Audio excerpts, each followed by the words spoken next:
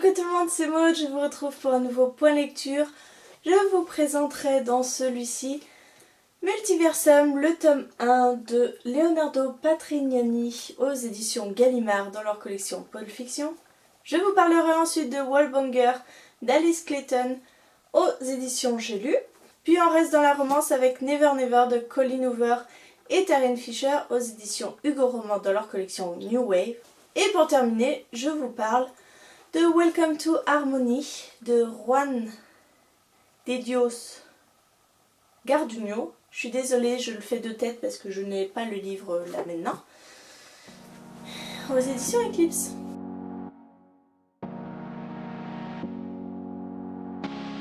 Pour commencer, je vous parle d'une lecture commune que j'ai faite avec la Demoiselle au cerf. Comme d'habitude, je vous laisse en barre d'infos le lien vers sa chaîne YouTube. N'hésitez pas à aller voir.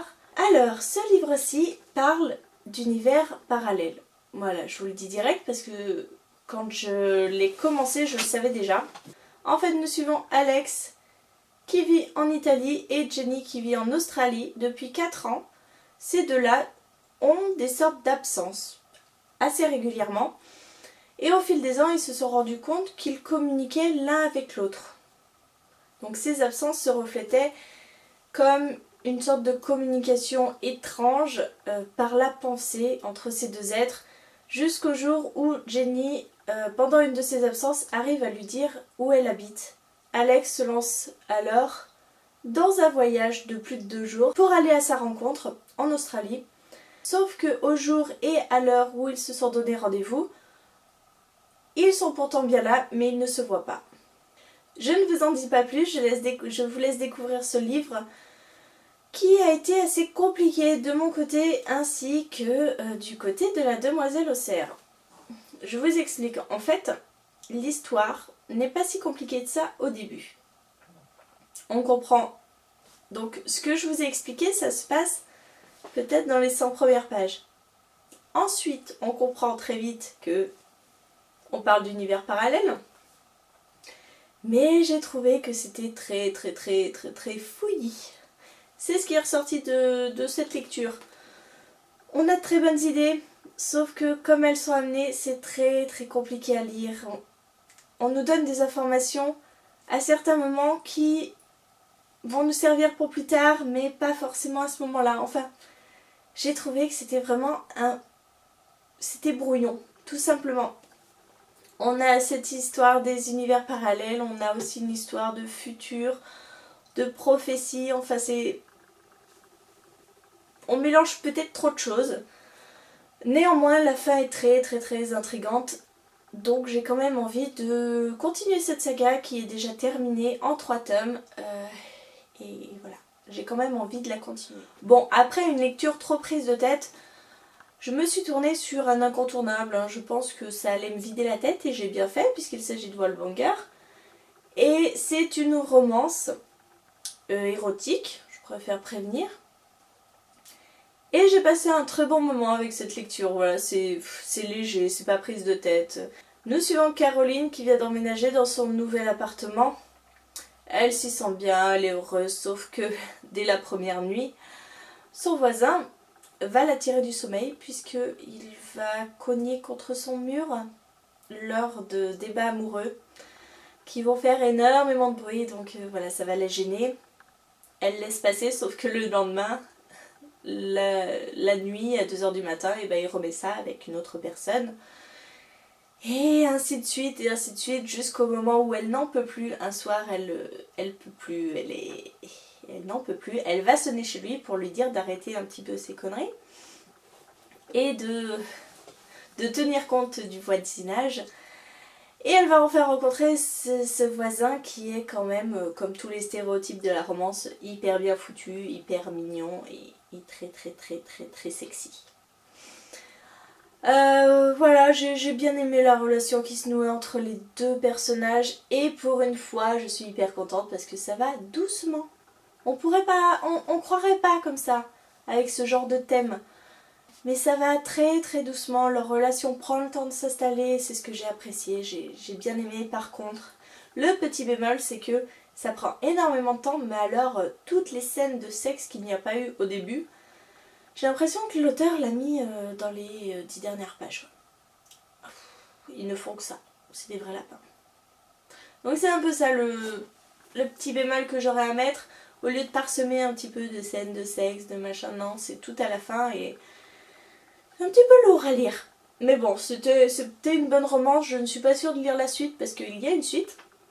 Parce que je vois pas trop ce que ça pourra apporter. Mais voilà, je vous la conseille, c'est pas prise de tête, c'est quand même super drôle parce que l'héroïne donne des petits surnoms aux conquêtes de son voisin. Donc son voisin l'appelait Wallbanger, donc c'est-à-dire le cogneur de mur. Ces petites conquêtes, c'est mignon. Franchement, les noms que... Et puis, un petit clin d'œil au chat quand même qui est hilarant. Pauvre chat. Enfin bon, je vous dis ça, vous verrez si vous lisez ce livre. Vous penserez à moi en voyant le chat. Je continue avec une autre romance, même si ce n'est pas forcément ce qui transparaît le plus dans ce livre. Ici, nous suivons Charlie et Silas. Donc ce sont deux adolescents qui vont au lycée. Et un matin, ils se retrouvent en classe, sauf que ils ne se souviennent pas de qui ils sont. Ils ne se souviennent pas qui sont les gens autour d'eux et ils ne se rappellent de rien. Alors chacun dans leur classe, et ils vont se rencontrer à la cafette, je crois, le midi, et ils vont se rendre compte en se regardant qu'ils vivent exactement la même chose, que chacun a oublié. Et voilà, ils sont en couple, mais ils voient très bien dans les yeux de l'autre que c'est pareil, ils ne savent pas qui ils sont. Va s'en suivre une sorte d'enquête pour savoir ce qui leur est arrivé, essayer de reconstruire tous les morceaux du passé qui leur manquent. Et voilà, je vous en dis pas plus, c'est un livre super court, c'est une trilogie. J'ai aimé ce livre, franchement j'ai passé un très bon moment. Ça a changé un petit peu des romances de Colleen Hoover, mais ça m'a pas dérangé. Tout le sujet de l'amnésie est très intéressant, on se demande vraiment ce qui leur est arrivé.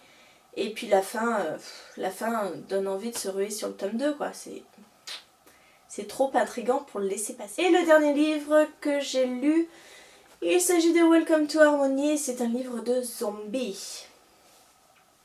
Dans ce livre-ci, nous suivons 3 survivants.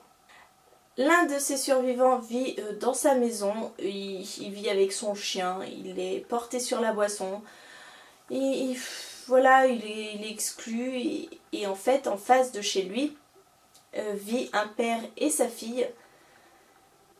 Et ils ne s'adressent jamais la parole, voilà, ils font leur petite vie, il s'est passé une catastrophe, il y a la 3e guerre mondiale qui a été déclarée, tout le village est parti, il ne reste plus que ces 3-là.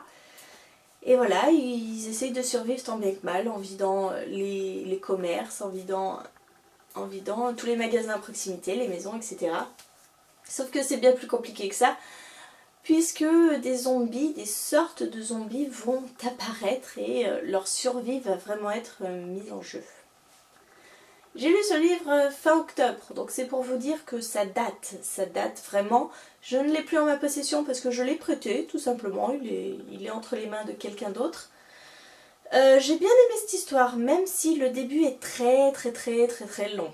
Voilà, on pose toutes les bases de qu'est-ce qui s'est passé, comment le village s'est vidé, et puis on remonte en arrière. Parce qu'on voit qu'il y a une histoire commune entre les deux voisins qui ne se parlent plus. On apprend pourquoi ils ne se parlent plus, on apprend beaucoup de choses de ce qui s'est passé au moment de cette apocalypse. Et enfin, je crois, au milieu du livre, les zombies apparaissent. Et là, ça s'accélère et que vous dire que c'était hyper haletant. C'était une lecture très prenante. J'ai pas pu lâcher ce livre et j'ai trouvé que l'auteur faisait des choix mais qui ont été... J'ai adoré parce que il prend des risques, c'est pas le monde des bisounours, voilà, c'est vraiment la survie à l'état pur. Donc j'ai beaucoup aimé ce livre, je vous le recommande, même si, ne prenez pas peur, la première moitié du livre est quand même assez lente. Voilà.